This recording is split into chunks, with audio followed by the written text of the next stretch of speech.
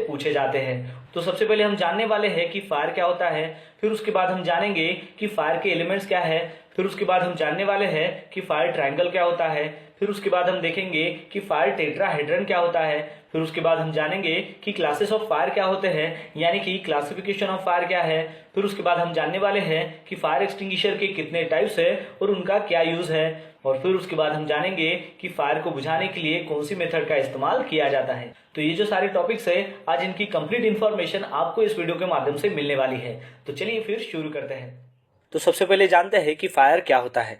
तो उसकी डेफिनेशन है, fire is a chemical reactions of fuel with required amount of heat, oxygen and during the reaction heat and light produces. Fire यानी कि एक ऐसा chemical reactions होता है जिसमें फ्यूल हो गया, हीट हो गया और ऑक्सीजन हो गया, इन तीनों का एक केमिकल रिएक्शंस होता है और उस केमिकल रिएक्शन से हीट और लाइट जो है वो प्रोड्यूस होती है, उसे फायर कहते हैं। तो चलिए अब जानते हैं कि ये फायर के एलिमेंट्स क्या होते हैं। तो एलिमेंट्स ऑफ फायर में आता है सबसे पहले फ्यूल, फिर है ऑक्सीजन, फिर है हीट। लेकिन इसमें भी हमें एक बात समझना बहुत ही जरूरी है। जैसे कि एक रूम है, उसके कॉर्नर में हमने क्या किया, एक जगह पर फ्यूल रख दिया, दूसरे कॉर्नर में है ऑक्सीजन और तीसरे कॉर्नर में है हीट। तो इसका मतलब ये हो जाएगा कि ये फायर के तो एलिमेंट्स है, अब ये एक कमरे में है तो फायर लग जाएगी। तो इसका आंसर आएगा नहीं। क्यों? क्योंकि ये अलग अलग है। तो इसका मतलब ये है कि जब तक ये तीनों कंबाइन नहीं होंगे आपस में, तब तक आग नहीं लगेगी। और ये कंबाइन होने के बाद जब तक उसमें एक केमिकल रिएक्शन, जैसे कि हमने डेफिनेशन में देखा था, वो जब तक नहीं होगा तब तक आग नहीं पकड़ेगी। तो इसमें चौथा पॉइंट जो है वो ऐड हो जाएगा, वो यानी कि चेन रिएक्शंस। यानी कि इन तीनों में जो रिएक्शंस होगी उसे चेन रिएक्शंस कहते हैं। वो जब तक नहीं होगी तब तक आग नहीं लगेगी। यानी कि उसके एलिमेंट्स ऑफ फायर में 4 फैक्टर आएंगे, वो हो जाएगा फ्यूल, हीट, ऑक्सीजन और लास्ट में चेन रिएक्शन। चलिए अब जानते हैं कि फायर ट्रायंगल क्या होता है।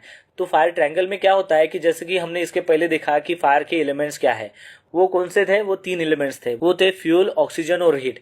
अब ये जो फ्यूल, ऑक्सीजन और हीट है, इन तीनों को अगर कंबाइन किया जाए तो उसके बाद जो एक चेन रिएक्शंस फॉर्म होगी उसी को फायर ट्रायंगल कहते हैं। यानी कि फायर ट्रायंगल क्या हो जाएगा, fuel plus oxygen plus heat plus chain reactions.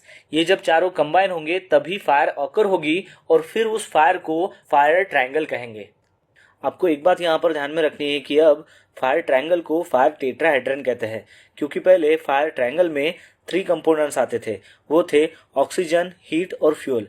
लेकिन अब जब से ये चौथा कंपोनेंट्स ऐड हुआ, यानी कि जो चेन रिएक्शन हमने इसमें देखा है, तो जब से ये ऐड हुआ है तब से इसका नाम फायर टेट्राहेड्रन हो गया है। यानी कि फायर ट्रायंगल में 3 कंपोनेंट्स होते हैं और फायर टेट्राहेड्रन में 4 कंपोनेंट्स होते हैं। आपको और एक बात यहाँ पर ध्यान में रखनी है कि ये जो फायर ट्रायंगल्स के एलिमेंट्स है, इसमें से अगर एक भी एलिमेंट्स वहाँ पर नहीं रहेगा तो ये फायर ऑकर नहीं होगी। एग्जाम्पल के तौर पर ये जो तीनों एलिमेंट्स है, जैसे कि फ्यूल, ऑक्सीजन और हीट, इसमें से एक भी एलिमेंट्स अगर आप निकाल दोगे तो उसकी चेन रिएक्शन फॉर्म नहीं होगी और वो फायर ऑकर नहीं होगा। तो सबसे पहले जानते हैं कि फायर के क्लासिफिकेशन क्या है। अगर हम इंटरनेशनल स्टैंडर्ड की बात करें तो क्लासिफिकेशन ऑफ फायर जो है वो 6 कैटेगरी में है। यानी कि there are 6 classes of fire. उसमें आता है class A, class B, class C, class D, class E और क्लास एफ। तो चलिए जानते हैं इसे संक्षिप्त में। अब ये जो 6 क्लासेस ऑफ फायर है, ये डिपेंड करता है कि टाइप्स ऑफ फ्यूल कौन सा यूज हो रहा है, इसके ऊपर इसकी कैटेगराइज की गई है। तो चलिए जानते हैं कि क्लास ए फायर में क्या आता है। तो क्लास ए फायर में आता है कंबस्टेबल मटेरियल, यानी कि जलने वाली चीज, जिसे हम सॉलिड फायर भी कह सकते हैं। एग्जाम्पल के तौर पर जैसे कि वुड हो गया, पेपर हो गया, रबर हो गया, इसको अगर आग लगती है तो वो क्लास ए फायर है। चलिए अब देखते हैं कि क्लास बी फायर में क्या आता है। तो क्लास बी फायर में आता है फ्लैमेबल लिक्विड, यानी कि ऐसा लिक्विड जो ज्वलनशील हो। जैसे एग्जाम्पल है पेट्रोल, डीजल, पेंट, इसको अगर मान लो आग लगती है तो वो क्लास बी फायर में आती है। तो चलिए अब देखते हैं कि क्लास सी फायर क्या है। तो क्लास सी फायर में आता है फ्लैमेबल गैसेस, यानी कि जलने वाली गैसेस। यानी कि जो भी गैसेस जो जलती है वो क्लास सी फायर में आती है। जैसे हम एग्जांपल लेते हैं, हाइड्रोजन गैस जलती है, ब्यूटेन गैस जलती है, मीथेन गैस जलती है। इसको अगर मान लो आग लगती है तो वो क्लास सी फायर में आती है। चलिए अब जानते हैं कि क्लास डी फायर में क्या आता है। क्लास डी फायर में आता है कंबस्टेबल मेटल्स, अब जो भी मेटल है जिसको आग लग सकती है वो कैटेगरीज क्लास डी में आती है। जैसे कि आपको पता है कुछ केमिकल्स है जिसको आग लग सकती है, जैसे कि मैग्नीशियम, उस मेटल को अगर मान लो आग लगती है, एल्यूमिनियम को आग लगती है, पोटेशियम को आग लगती है, इसको अगर मान लो आग लगती है तो वो क्लास डी फायर में आती है। अब देखते हैं कि क्लास ई फायर क्या है। तो क्लास ई फायर में आता है इलेक्ट्रिकल फायर्स, यानी कि जो भी इलेक्ट्रिकल इक्विपमेंट है और उसमें अगर मान लो कि जो पावर है वो चालू कंडीशन में है, उस दौरान अगर आग लगती है तो वो क्लास ई फायर कैटेगरी में आती है।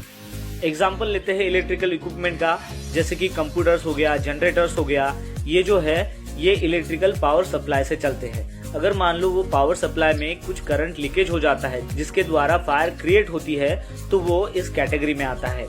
आपको ये ध्यान में रखना है कि इलेक्ट्रिकल पावर कंडीशंस में अगर मान लो इलेक्ट्रिकल एटम हम रिमूव ही कर दे तो उसका जो फायर क्लास है वो चेंज हो जाएगा। यानी कि जो कंप्यूटर है उसको हमने पावर सप्लाई दिया लेकिन वो पावर सप्लाई कट ऑफ कर दिया, बाद में उसे अगर मान लो आग लगती है तो उसका जो फायर का जो क्लास है वो चेंज हो जाएगा। तो ये आपको अच्छे से ध्यान में रखना है। फिर देखते हैं कि क्लास एफ फायर क्या है। तो क्लास एफ फायर में आता है कुकिंग ऑयल्स। एग्जाम्पल के तौर पर हम लेते हैं कि किचन फायर। जब भी आपके किचन को अगर मान लो आग लगती है तो वो क्लास एफ फायर कैटेगरी में आती है। तो इस प्रकार हमने फायर के जो है वो 6 क्लासेस देखे हैं एज पर इंटरनेशनल स्टैंडर्ड। अगर हम इंडियन स्टैंडर्ड की बात करते हैं तो वहाँ पर शुरू में फायर के जो है वो 4 क्लासेस ही आते थे, वो यानी कि class A fire, class B fire, class C fire और क्लास डी फायर। और फिर बाद में उसमें और एक क्लास ऐड हो गया जो था क्लास एफ फायर। यानी कि अब हम इंडियन स्टैंडर्ड की बात करें तो इंडियन स्टैंडर्ड में टोटल 5 टाइप के फायर क्लासेस होते हैं। तो चलिए अब देखते हैं कि फायर एक्सटिंग्विशर के कितने टाइप्स होते हैं। खासतौर से अगर देखा जाए तो फायर एक्सटिंग्विशर के 5 मेन टाइप होते हैं। उसमें आता है water type fire extinguisher, second आता है foam type fire extinguisher, third आता है dry powder fire extinguisher, fourth आता है कार्बन डाइऑक्साइड फायर एक्सटिंग्विशर और फिफ्थ में आता है वेट केमिकल फायर एक्सटिंग्विशर। आपको ये जानना बहुत ही जरूरी है कि वाटर टाइप जो फायर एक्सटिंग्विशर है उसके भी डिफरेंट वर्जन्स आते हैं।